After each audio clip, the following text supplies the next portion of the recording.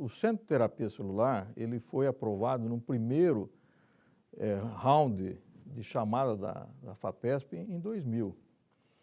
E em 2000, inclusive, eu e o Zago tínhamos acabado de planejar um livro, que depois acabou saindo um pouco mais à frente, que chamava Terapia Celular, a Nova Fronteira da Medicina.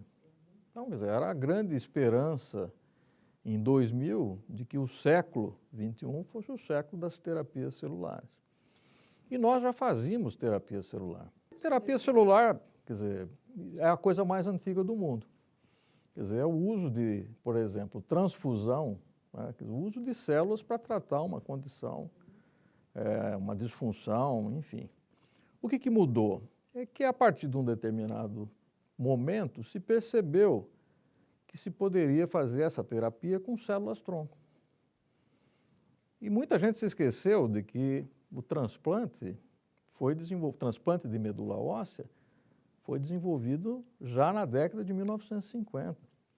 Então já existia uma terapia celular com longa história de desenvolvimento, com todas as dificuldades que foram vivenciadas nesses 50 anos.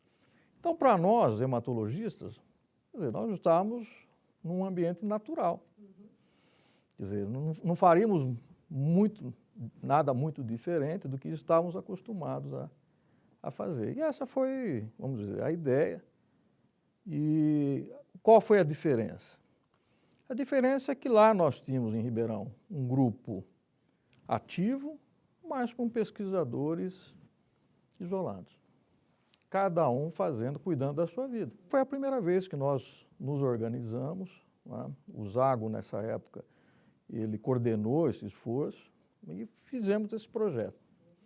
Quer dizer, o projeto é isso, o uso de células, principalmente células-tronco, para tratar algumas condições.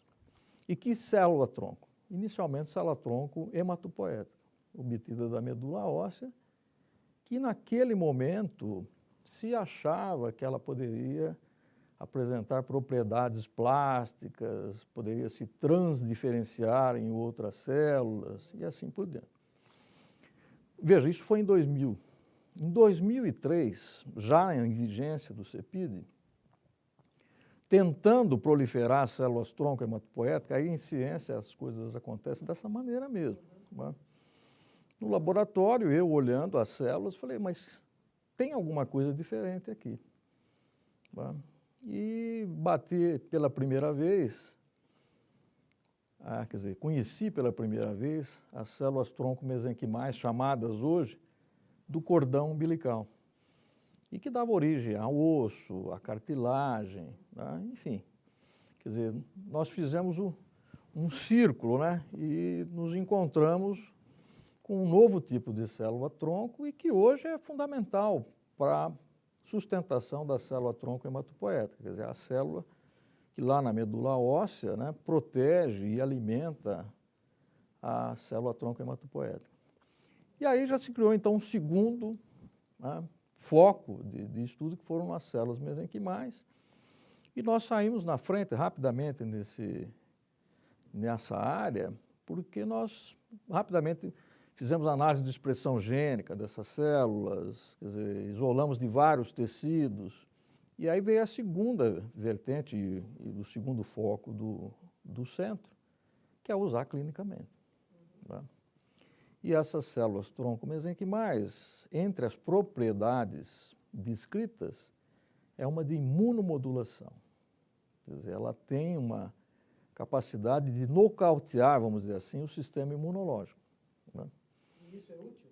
Muito útil para uma situação que é comum no transplante de medula óssea, que chama doença do enxerto contra o hospedeiro.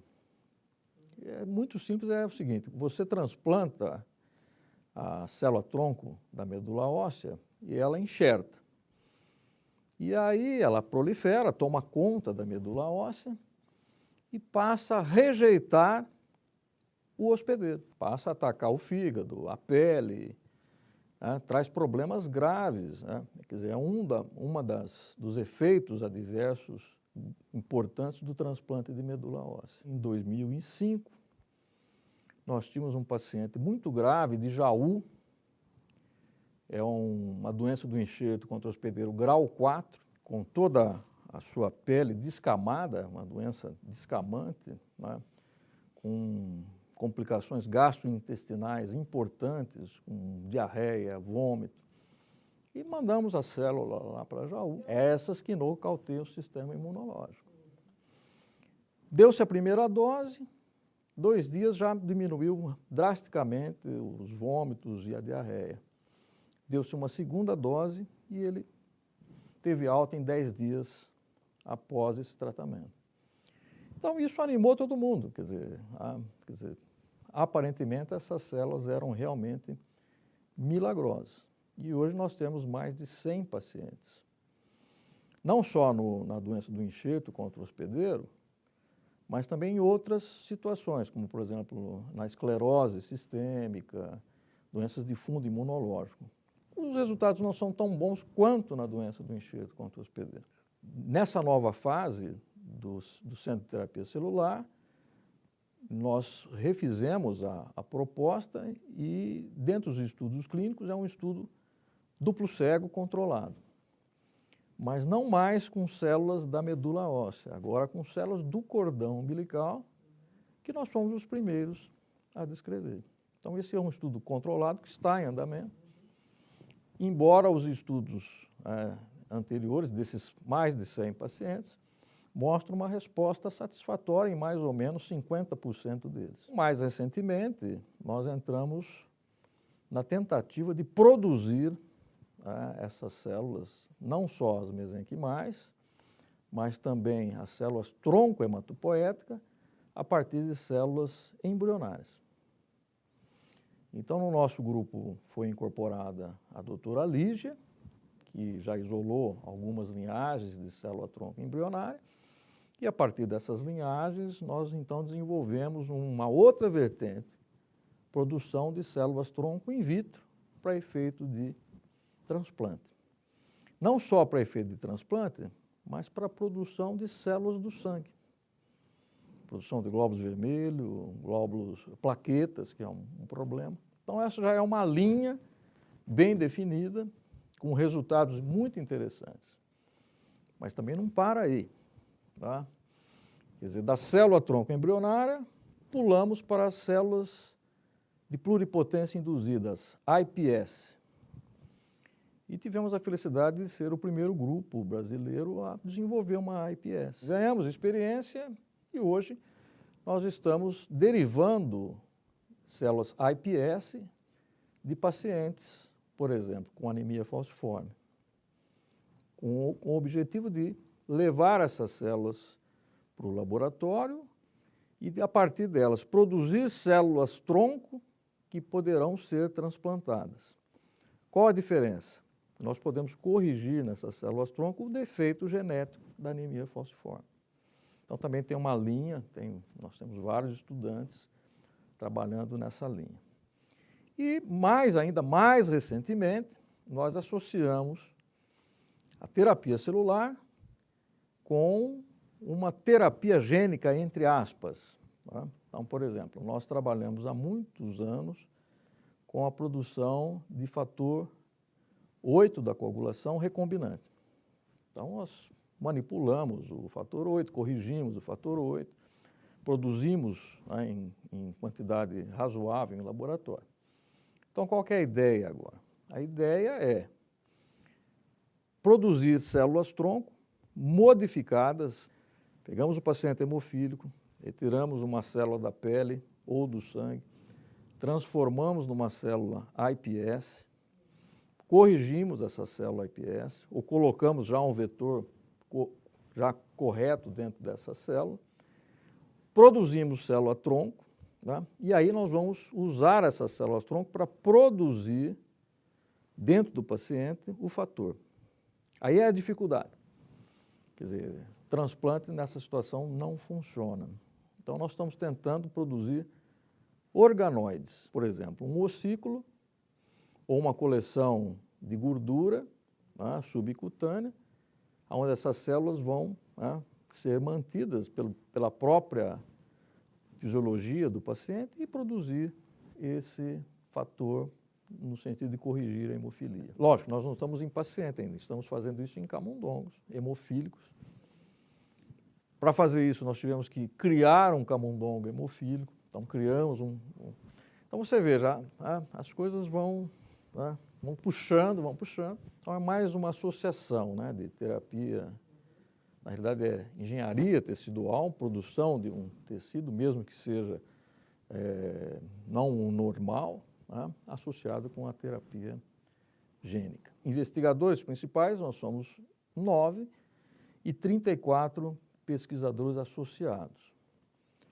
Pós-graduandos, nós temos mais de 60. E aí nós temos alunos de graduação, iniciação científica, estagiários, bolsistas de outras instituições que vão lá para fazer estágio, enfim, no conjunto, imagino que nós devemos aí girar em torno de 150 pessoas agregadas nesse projeto lá em Ribeirão Preto. Mas temos mais, temos aqui no IB com a doutora Lígia, temos em Pirassununga, lá na Faculdade de Zootecnia, com o professor Flávio. Né? E lá é um grupo que trabalha muito com células-tronco de bovinos. Então, nós vamos dizer assim, nos relacionamos de uma forma muito fertilizante, vamos dizer assim, né? E as ideias vão brotando, os projetos vão aparecendo e vamos lá. Eu comecei a minha história dizendo da nova fronteira da medicina. Tá? E é um campo que houve uma expectativa enorme das companhias farmacêuticas que acharam que seria um novo Eldorado. Essas expectativas refluíram. Refluíram por uma questão muito simples. Se passou muito rapidamente dos estudos básicos para estudos clínicos. E uma quantidade imensa de dinheiro foi utilizado na utilização dessas células-tronco da medula óssea para tratar as condições as mais diversas possíveis. O indivíduo tinha lá uma lesão da medula espinhal, se injetava a célula. A medula do sistema nervoso se injetava, do coração se injetava. E isso consumiu uma década. Quer dizer, consumiu uma década, muito dinheiro, e os recursos, quer dizer, infelizmente, você sabe, não são infinitos. E isso acabou, né, de uma certa maneira, levando o campo para um caminho que não era o caminho mais adequado. A hora que se percebeu que esses resultados clínicos não apareceram, você teve que voltar para o básico. E o que muda agora? Bom, muda que até o conceito de célula-tronco mudou nesses últimos 10 anos. Quer dizer, antes se achava, não, célula-tronco é uma célula que tem capacidade de multipotencial, que ela se autorrenova. Esse conceito já mudou completamente. Quer dizer, hoje se acredita que a célula-tronco é uma população celular. Quer dizer, é uma célula que poderia ser chamada de célula-tronco, mas ela vive num ambiente. E é esse ambiente que dá essas características, né, de autorrenovação, né, de produção de tecidos diferenciados. Então, hoje, nós estamos aprendendo de novo, tá, o básico para poder avançar. Tá? E qual que é a área que, mais uma vez, está na frente? A hematologia. São as células da medula óssea que são as mais conhecidas. O nicho, quer dizer, o ambiente da medula óssea é o ambiente mais conhecido. Então, volta a ser modelo, tá, que mais ou menos tenha sido abandonado, tá, por essa, vamos dizer assim, ênfase em passar para a clínica muito rapidamente.